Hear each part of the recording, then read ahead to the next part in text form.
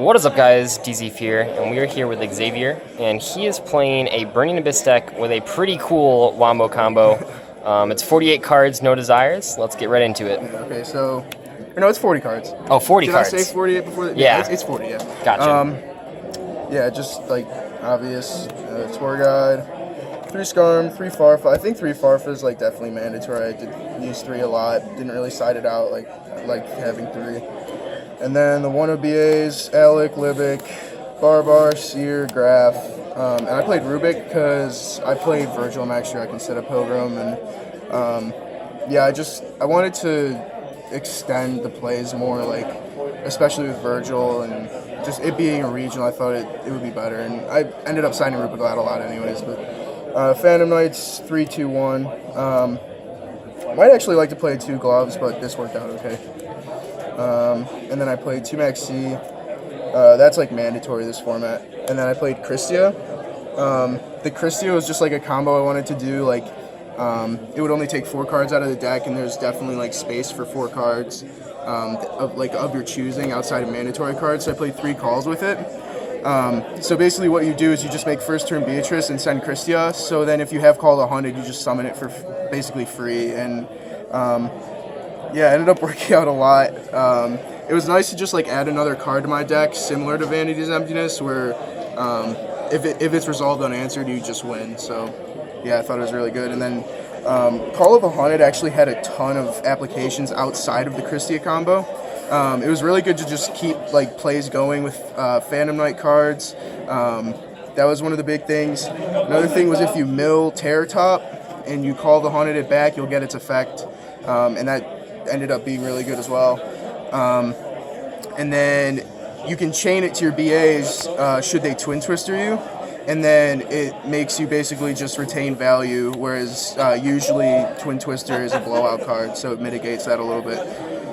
Spells, 2 Twin Twisters, 2 Allures, 1 Foolish, and 1 Rhoda. These 2 are obvious. Twister, I just love this card in this deck. And I decided to play 2 Allure because I felt like more was kind of awkward just because you find yourself sacrificing a play to draw into something else.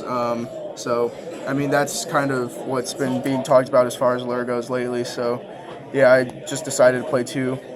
And then 3 Fogblade, of course, Emptiness, and Warning. These 2 cards are just really good traps. You can't really forego them. So that was main deck. It's 40 cards.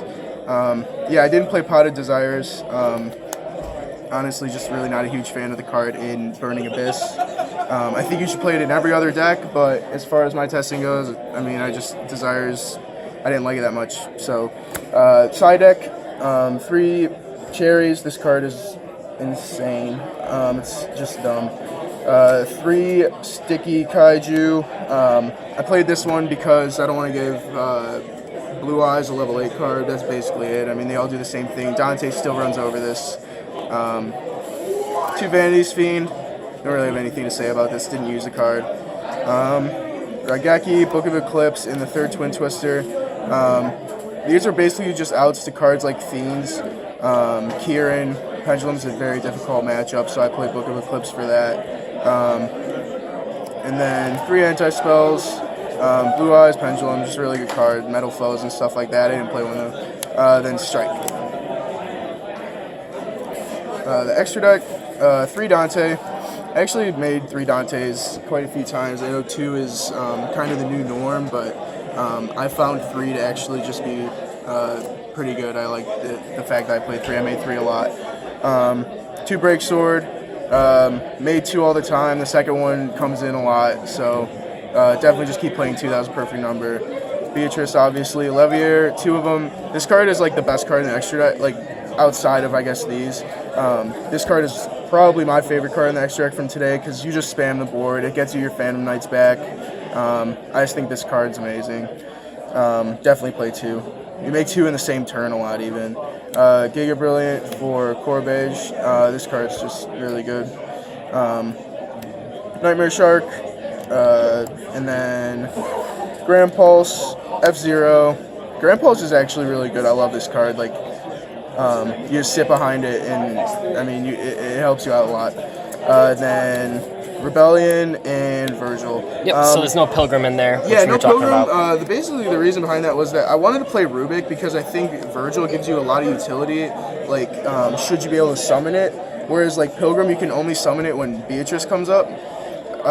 And like, it did not happen one time today where Beatrice actually left the field and I got to summon. And I think we're kind of at a point with Beatrice where like no one is ever actually killing it and sending it to the graveyard. So Virgil is okay to have. Like, you'll get a card. It'll still float should Beatrice die and actually go to the graveyard. But between Kaijus and Farfas, all the like Kirins, it just doesn't happen enough. So I wanted to have it in there that I have something to summon, but also something that would do something with Rubik. And Virgil's one of my favorite cards from BA, and from when I played it before. So yeah, I think the card's really good, and that's why I decided to play that. But. Yep, and I didn't say it earlier, but we don't actually know his place right now. We know he probably top 4 because you're X1. Yeah, but I'll 8-1. put the place in the title when you get that. Yeah, I won at table 1 against one of the only 2 undefeateds. There were 2 XO1s, and I won against him in the last round, so I should be in top 4. We'll see. Cool. Well, congrats and thank you. Thanks.